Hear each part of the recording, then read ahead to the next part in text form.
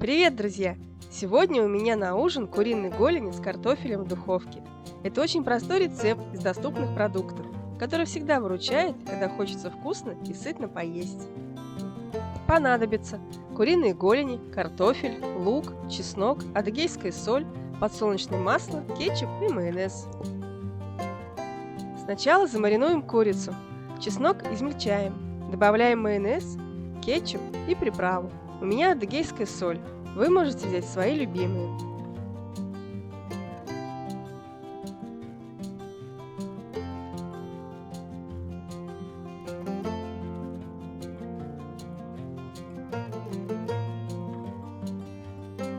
Добавляем куриные голени.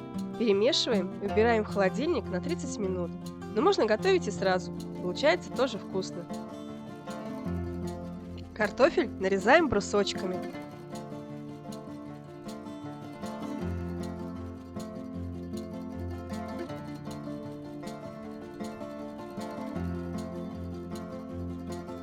Лук полукольцами.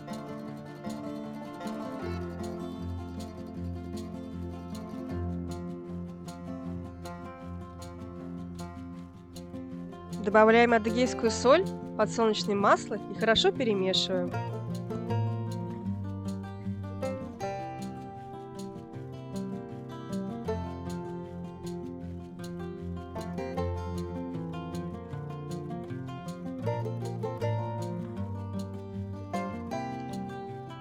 Выкладываем голени. Запекаем под фольгой при температуре 180-200 градусов, предварительно разогретой духовке 40 минут. Затем снимаем фольгу и запекаем еще минут 15 для образования аппетитной корочки. Вкусный и сытный ужин готов!